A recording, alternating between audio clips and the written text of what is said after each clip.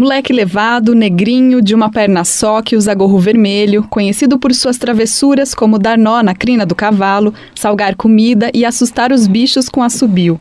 Fuma cachimbo e faz redemoinho. Isso mesmo, a nossa entrevista de hoje é sobre o Saci Pererê, que tem o seu dia comemorado agora, dia 31 de outubro. E para falar sobre as histórias desse menino travesso e o que ele representa para a cultura brasileira, ninguém melhor que o nosso colunista Moser Benedito, que também é jornalista, geógrafo, contador de causos e sócio fundador da SOSACI, a Sociedade dos Observadores do Saci.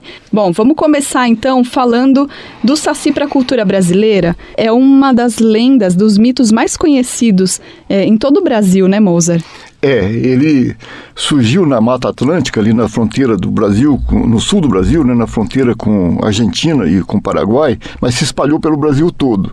Assim, qualquer lugar que a gente for do Brasil inteiro, já estive em Roraima fazendo bate-papo, Santa Catarina, Goiás, Minas Gerais, Bahia, tudo, não precisa explicar quem é o Saci, né? Ele é o nosso personagem mais conhecido, mais popular mesmo.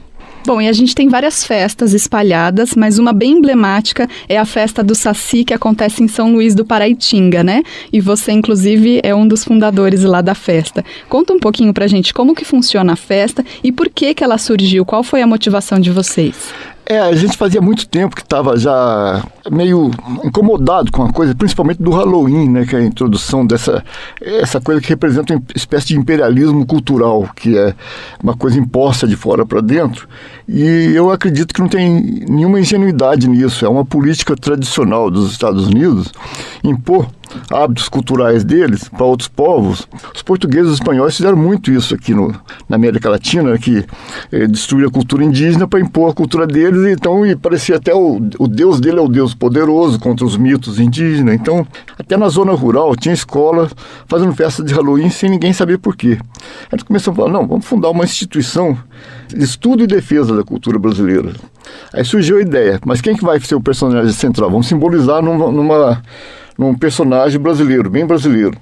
A gente resolveu o Saci justamente por isso, por ele ser mais popular. Ele era um índio na origem, mas os colonizadores começaram a falar que ele era um demôniozinho, que até que ele cheirava enxofre, tinha chifre e fazia o mal.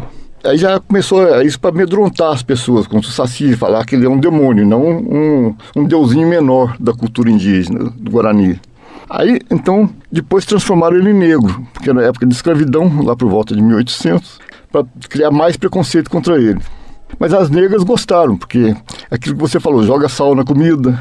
Bom, uma escrava que cozinhava e errava na mão, era castigada severamente. Então, quando ela vinha a senhora dela lá falando assim, quem que você contou com essa comida aqui, não sei o que e tal. Falou, não, foi o Saci que passou aqui e jogou sal na comida. Quando tinha uma rebelião na senzala, quem começou a rebelião podia ser pego e morto ou marcado a ferro, no mínimo. Então, quem começou a rebelião? Foi o Saci. Então, foi uma solução. Então, aí foi um benefício para os negros, em vez de ficar mal, né? Aí, depois ele ganhou o gorrinho mágico, que faz parte da cultura da Península Ibérica. Vários mitos de lá tem esse gorrinho mágico. E, além disso, na Revolução Francesa, por exemplo, os republicanos usavam um gorrinho semelhante a esse. Então, você vê que é um símbolo de libertação. Então, você vê, o Saci junta no mesmo personagem o índio, o negro e o europeu. Então, os três povos que formaram o brasileiro. Além disso, ele é negro, que é vítima de preconceito, é perneta, vítima de preconceito também, e não usa roupa, é pobre. A única roupa que ele usa é o gorrinho, só aparece na televisão, de calção, porque na televisão não pode.